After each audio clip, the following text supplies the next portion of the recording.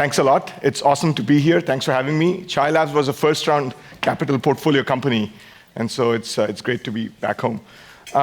Let me start with a story which fundamentally changed how I think about making decisions.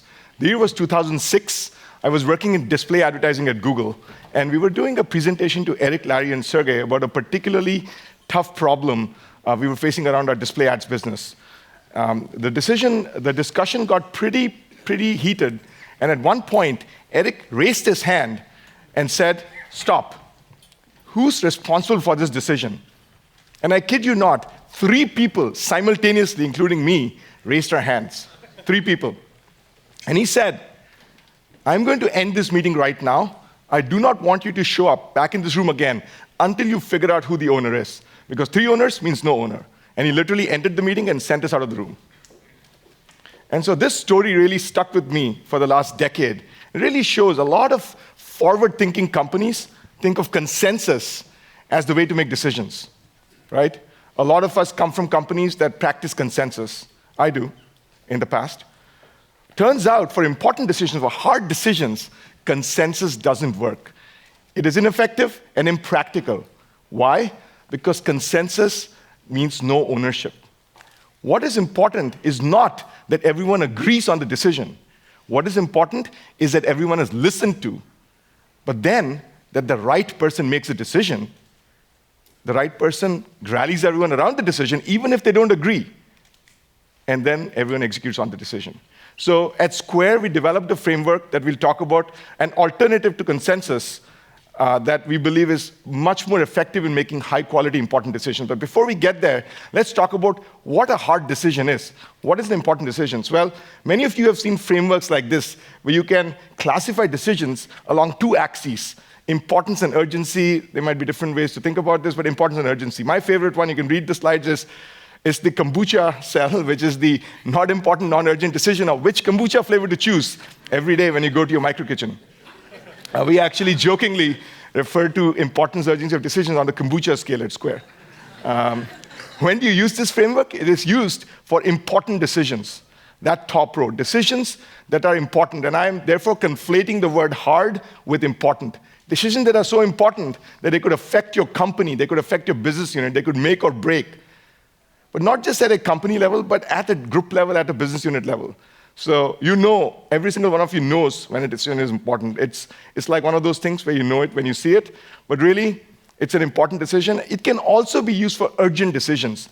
Once you start using this framework over and over again, you'll realize that it is not something that takes days. It can be done in an hour or 2. So if you have an hour or 2 to make a decision, you can actually use this framework very quickly. So without further ado, let's get to the decision framework. It is called SPADE, and as you might realize, it's an acronym which stands for setting, people, alternatives, decide, and explain. So we'll go over each of these terms and give some examples of how we've seen it. I've seen it applied in various settings at Square and other places. So S stands for setting. Setting essentially contextualizes the decision.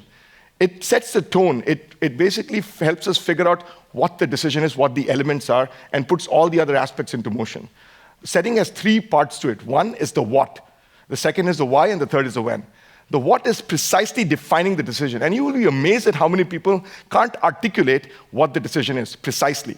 For example, I've seen decisions articulated in the following way. Figure out what the next country to launch in is.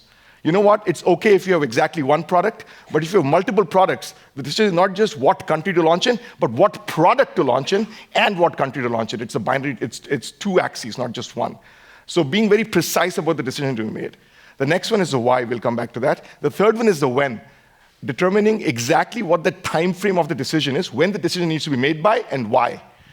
And the why is really important because, for example, you might say, I need the decision to be made by October 15th, 2015. Why? Why does it matter? What is important is you say, explain why. The product needs to launch by November 15, 2015, and therefore, I need the name determined by October 15th so that this name can flow through in the collateral, into the website, into the app. I need 4 weeks for that. And so it helps people understand the when, or the why of the when. Let's come back to the why. Inarguably, the most important part of the setting is the why. The why defines the value function, the value metric. What are you optimizing for? Why does this decision matter? What are you optimizing for? What is the objective function? And to illustrate the importance of the why, let me give you an anecdote. I am an advisor to a startup that a couple of months ago had a massive blow-up between the head of product management and the head of product marketing. Well, being a startup, the product manager and the product marketing manager, who disagreed about how to price a product. So both product manager and product marketing were completely disaligned, so much so that they had to bring me, an external advisor to the company, to try to debug what was going on. As we dug deeper in, we realized that the disagreement stemmed from a fundamental misalignment around the goals of pricing. The product manager was thinking of pricing as a way to maximize market share, while the product marketing team, the product marketer, was thinking about pricing as a way to maximize revenues. And neither of them had articulated that. As soon as we figured out that was the root, it became much easier to have the dialogue, and we got to a decision, because then the founder, the CEO, had not articulated what the goal of the decision was. So very simple, yet something very basic. See, it is over and over again. People don't know why the decision matters, what we're optimizing for. How can you make a decision without knowing why it matters? So then the next part, so that was setting, S. The next part was P, people. The reality is, I lied. Setting is not the first thing you need to determine for a decision. Number one is people. The first thing you need to choose is people. And again, it's probably less fun to name a framework PSADE. That's why we call it SPADE. But the reality is, people first. This is the first thing you need to do. You need to figure out who are the people involved in the decision. And of course, the most important one is who's the person responsible for making the decision. We'll come back to this. The next one is who's the person who's the approver for the decision, and then who are the people that need to be consulted for the decision. The responsible person is really interesting. Some decision-making frameworks, if you look at literature, have a responsible person that is different from the person that is accountable. At Square, we made the call that the person who's responsible for making the decision is the same person who's accountable for execution of the decision and success of the decision, because we believe accountability and responsibility are the same thing. Think of the last time you were handed a decision that you had to execute on. A decision where someone else made the decision, but you were responsible for success. How did that make you feel? If you're like me, it probably made you feel frustrated, powerless, and completely disengaged. And that's exactly what we want to avoid. We want the person who's accountable to also be the person who makes a decision. So that's responsible. So very, very easy way to choose. Who's going to be responsible for success? The other person who's responsible for making the decision. Second one, approver. Approver is someone who can veto the decision. And typically, this is not vetoing the decision itself, but ideally vetoing the quality of the decision. It is a check metric on the responsible person to make sure they are not abusing their privilege and making a low-quality decision. It's a superpower that needs to be used very, very sparingly. Approver. Third one is consulted. Very important, and one many people ignore, because people don't realize that a lot more people need to be listened to. Basically, a consultant is a list of all the people who are active participants in the decision, who will give input, who will give feedback, who will provide their thoughts, and who will help the responsible person make a high-quality decision. Consulted. Let me tell you two stories. One is more of an interesting thing which many of you probably face, a country-specific decision. Imagine a global company. Many of us work at companies that have many, many locations across countries. Who makes a decision around pricing a product in a country? Is it the global product marketing team, or is it the in-country general manager or country lead? Very, very common question. Who makes a decision? Very simple. In my opinion, it depends. It depends on what the role. There's no black and white. It depends on what the role. Again, it depends on what the role of the country team is. What is the role of the country GM? Are they responsible for revenue or not? If they are responsible for revenue, they must own the pricing decision, because how can you make them responsible for revenue when they don't control pricing?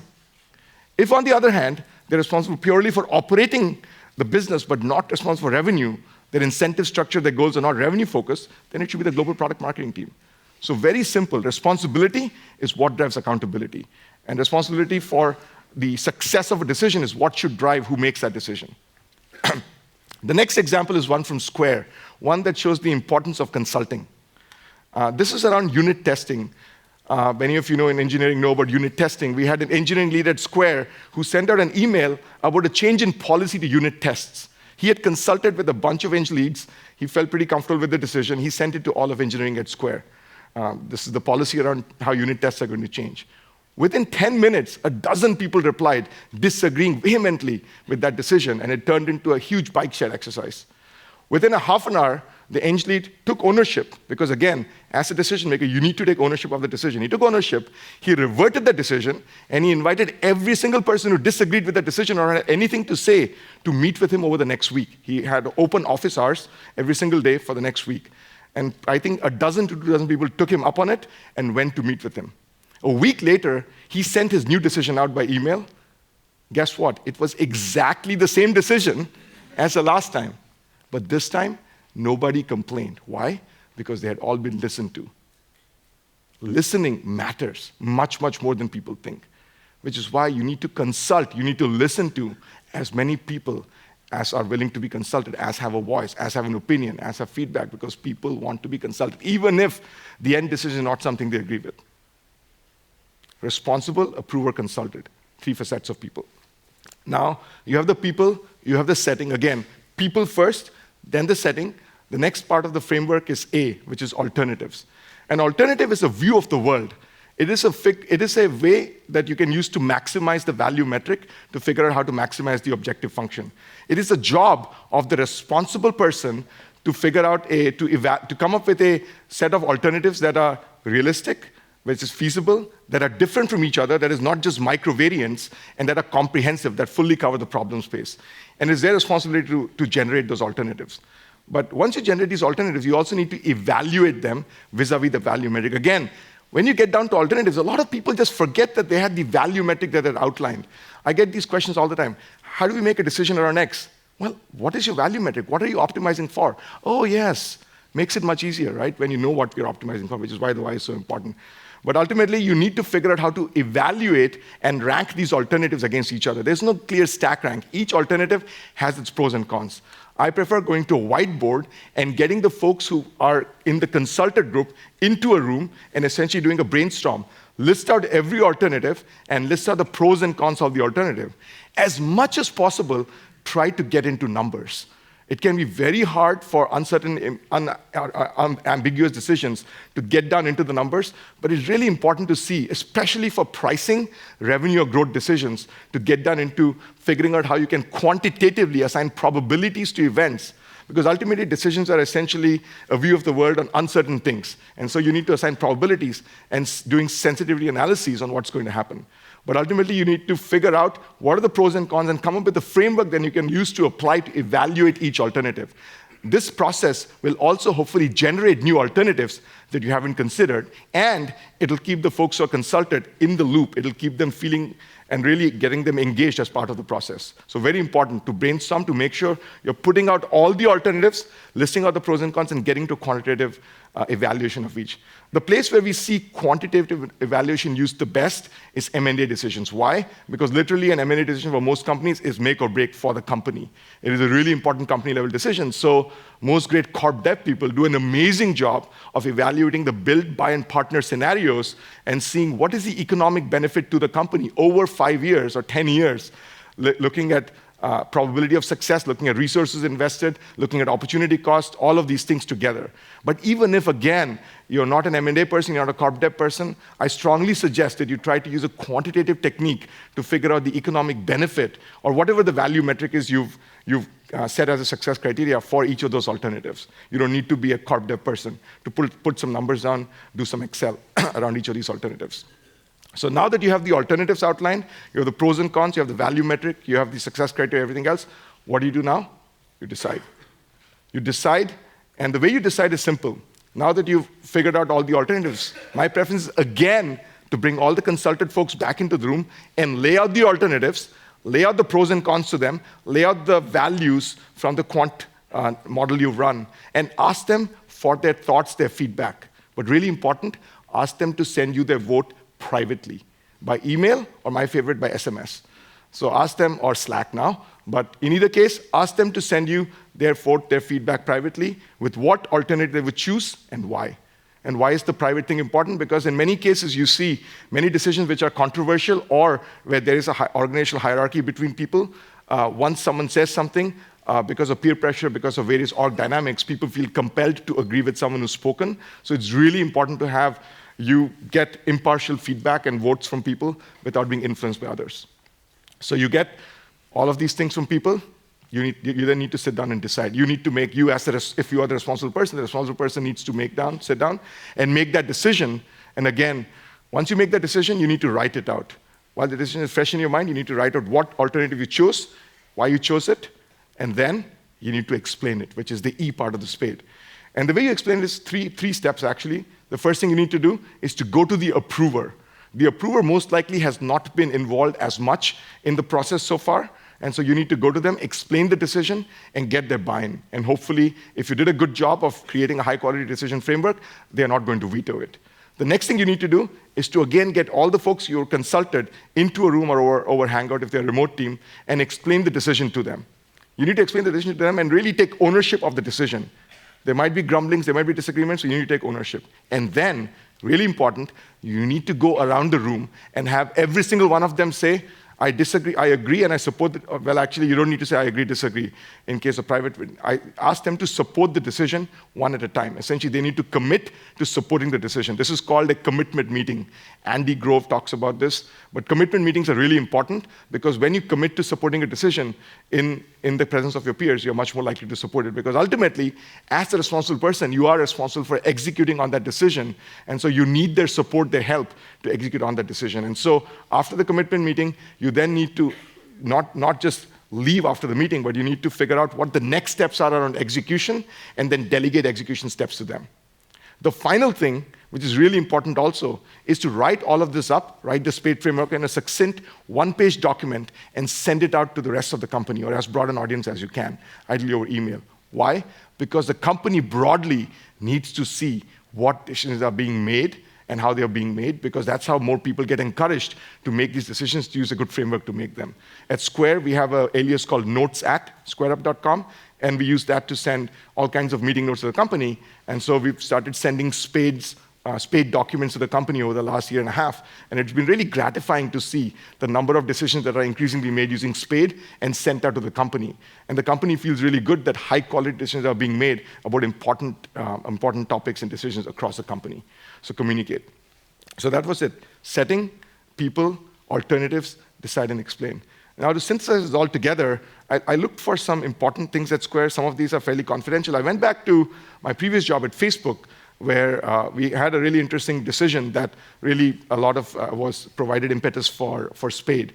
And so in an advertising team at Facebook, we had a fundamental disagreement between the product engineering teams and the marketing and sales teams. It was about a pretty contentious topic, and we were unable to resolve that disagreement.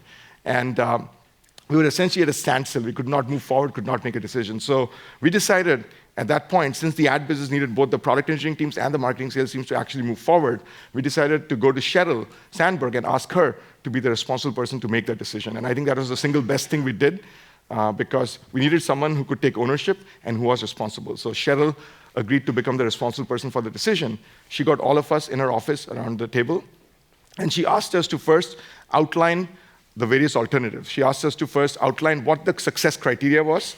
So we didn't have SPADE at Facebook, but success criteria, the what and why of the decision, and when we need to make it by and why.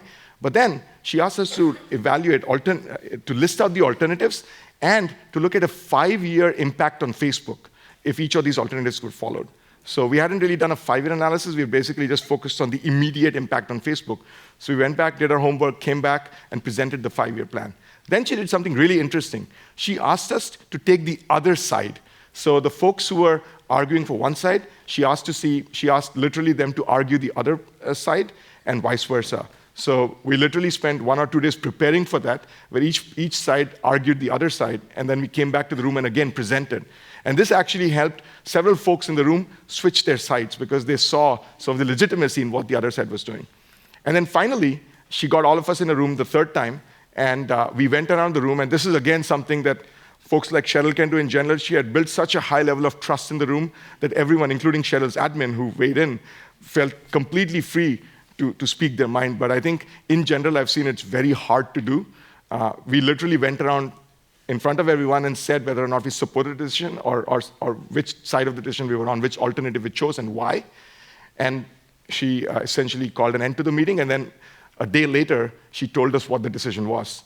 And the reality is, the decision, every single person in the room who was involved felt good about the decision because they felt their voice had been heard She had to choose one of the alternatives, so obviously half the people felt it was not the alternative they were espousing, but ultimately everyone felt good about it. So ultimately, that's the hallmark of a high-quality decision, that people feel they were consulted, they were listened to, people feel they understand why the decision was made, people feel they understand what drove the decision-making, and she did a great job there. So to summarize, key takeaways are simple.